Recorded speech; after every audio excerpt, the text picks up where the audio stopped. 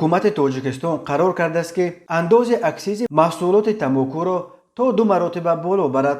бар асоси ин қарор хабар медиҳад Азия Плюс, андозаи аксизи сигара, сигараи думбурида ва сигаретаи аз тамоку ва ивазкунандаҳои он истеҳсолшуда бояд 2 маротиба боло бурда шуда аз 85 евро ба 17 евро барои 1000 дона расонида шавад.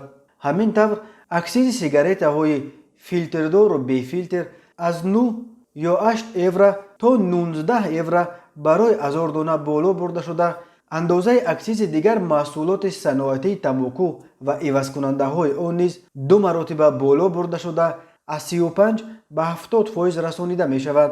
қарори ҳукумат бояд 1 моҳ баъди нашри расмияш ба иҷро дароварда шавад. Азия Плюс навишт, азбаски қарор 27 май расман нашр шуд, интизор меравад ки аксизҳо аз поёни моҳи июн боло бурда шаванд. аксиз як нави андози собит аст ки аз бархи навъҳои маҳсулот ба вижа тамоку ва машрубот ситонида мешавад.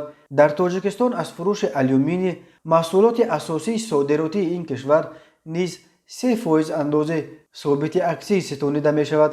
ҳоло нархи тамоку дар тоҷикистон хеле арзон буда $1 барои як қутӣ иборат аз 20 сигарета қарор дорад.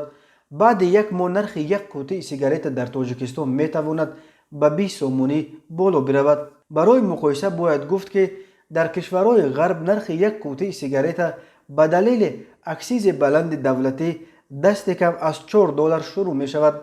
дар Австралия барои мисол нархи як қутӣ то $25 ва дар Зеландияи нав ба $21 мерасад. табибон тамокуро ҳамчун ангезандаи бемориҳои марговаре чун саратон як амали зараровар меноманд ва бисёре аз давлатҳои ҷаҳон боло бурдани нархи тамокуро як роҳи муассири мубориза бо тамокукашӣ мешуморанд. ба назари бисёриҳо боло рафтани нархи сигарета як бахши аъзами сигаркашони тоҷик маҷбур хоҳад кард ки ба истифодаи навъи миллии тамокуи нос гузаранд. истеҳсол ва фурӯши носро то ҳол андози аксиз набастанд ва зоҳиран нархи он ба боло бурдани андозаи аксиз вобаста нест, вале носфурӯшон одатан нархи маҳсулоти худро бо назардошти нархи сигор дар бозор танзим мекунанд. ба ин далел бисёриҳо интизор доранд ки дар пайи боло рафтани нархи сигор нархи нос ҳам боло хоҳад ҷаҳид.